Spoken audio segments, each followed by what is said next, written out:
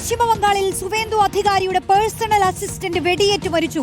കൊൽക്കത്ത മാധ്യമ ഗ്രാമിൽ വെച്ചാണ് വെടിയേറ്റത്. വൈഎസ് അഭിനന്ദ് ചേരുന്നു. അഭിനന്ദ്, സുവേന്ദു അധികാരി മുഖ്യമന്ത്രിയാകാൻ വരെ പോകുന്ന സാഹചര്യം, അവിടെ വലിയ സംഘർഷമാണ് പശ്ചിമബംഗാളിൽ നടക്കുന്നത്. അപ്പോഴാണ് ഈ വിവരം വരുന്നത്. പേഴ്സണൽ അസിസ്റ്റന്റിന് വെടിയേറ്റു എന്ന്. എപ്പോഴാണ് വെടിയേറ്റത്?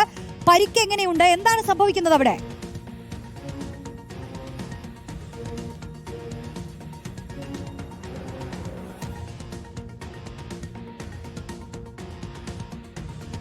സുവേന്ദു അധികാരിയുടെ PA വെടിയേറ്റ് മരിച്ചിരിക്കുന്നു എന്നാണ് വരുന്ന വിവരം. പ്രദേശത്ത് കനത്ത സുരക്ഷയാണെന്ന് അറിയുന്നു.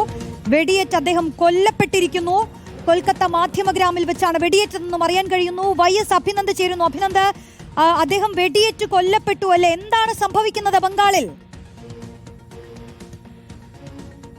ബംഗാളിൽ വ്യാപകമായിട്ടുള്ള സംഘർഷമാണ്. ഇതിനിടയിലാണ് ഇപ്പോൾ ബംഗാളിൽ കൊൽക്കത്ത നോർത്ത് 24 പർഗാനസ് മാധ്യമ ഗ്രാമിൽ നിന്ന് BJP നേതാവായിട്ടുള്ള സുവേന്ദു അധികാരി, മുഖ്യമന്ത്രിയായി പരിഗണിക്കപ്പെടുന്ന സുവേന്ദു അധികാരിയുടെ ഉറ്റ ചങ്ങാതിയൊപ്പം തന്നെ വർഷങ്ങളായിട്ടുള്ള അദ്ദേഹത്തിന് സഹായിയായിട്ടുള്ള ചന്ദ്രനാഥിന് വെടിയേറ്റതായിട്ട് ഇപ്പോൾ കൊല്ലപ്പെട്ടതായിട്ടുള്ള റിപ്പോർട്ടുകൾ പുറത്തു വരുന്നത്. നോർത്ത് 24 പർഗാനസിലെ പ്രധാനപ്പെട്ട ഒരു BJP കമ്മിറ്റിക്ക് ശേഷം തിരികെ 3 പേരുമായി വരുന്ന ആ സാഹചര്യത്തിലാണ് വെടിയേറ്റത്. എന്തായാലും വലിയ സംഘർഷമായിരുന്നു. ഏറെ നാളുകളായിട്ട് ഈ വോട്ടെണ്ണലിന് ശേഷം, ഫലം പുറത്തുവന്നതിന് ശേഷം കൊൽക്കത്തയിലും ഒപ്പം തന്നെ പശ്ചിമ ബംഗാളിലെ വിവിധ പ്രദേശങ്ങളിലും കണ്ടത്. തൃണമൂൽ കോൺഗ്രസ് ഓഫീസുകൾ BJP പ്രവർത്തകർ അടിച്ചു തകർക്കുന്നു. പിന്നാലെ BJP പ്രവർത്തകർക്ക് നേരെ ആക്രമണം.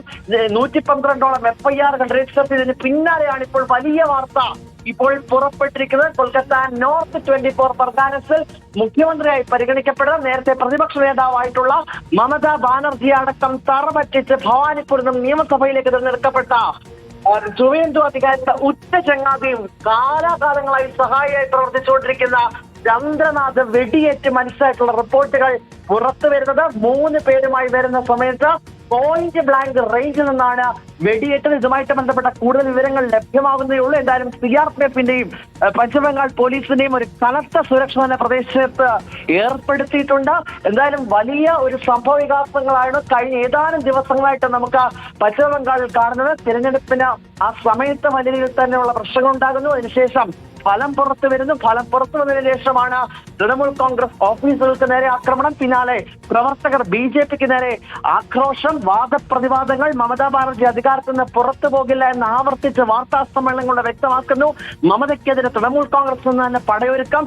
ഇങ്ങനെ സംഘർഷഭരിതമായിട്ടുള്ള സാഹചര്യത്തിലൂടെ പശ്ചിമബംഗാൾ കടന്നു പോകുന്നതിനിടയിലാണ് നിർണായകമായിട്ടുള്ള വാർത്ത ഇപ്പോൾ പുറത്തു വരുന്നത്. അതായത് നോർത്ത് 24 പർഗാനസിൽ ഒരു BJP യോഗത്തിന് ശേഷം പോയ സുവേന്ദു അധികാരിയുടെ ഉറ്റ ചങ്ങാതിയും കാലങ്ങളായി അദ്ദേഹത്തിന്റെ പ്രചാരണ പ്രവർത്തനങ്ങൾ അടക്കം നേതൃത്വം നൽകിയ പേഴ്സണൽ അസിസ്റ്റന്റ് ആയിട്ടുള്ള ചന്ദ്രനാഥിന് വെടിയേറ്റതായിട്ടും വെടിയേറ്റ് അദ്ദേഹം ഗുരുതരമായി പരിക്കേൽക്കുന്നു. ഗുരുതരമായി പരിക്കേറ്റ ഉടനെ ആശുപത്രി എത്തിക്കുന്നു. ആശുപത്രി എത്തിച്ചതിന് മുമ്പ് തന്നെ മരിക്കുകയായിരുന്നു. ഇപ്പോഴാണ് എന്തായാലും ആശുപത്രി അധികൃതർ മരണം സ്ഥിരീകരിച്ചു. ഇതിന് പിന്നാലെ തന്നെ വ്യാപകമായിട്ടുള്ള പ്രതിഷേധം അത് BJPയുടെ ഭാഗത്തു നിന്നും ഉയർന്നുണ്ട്.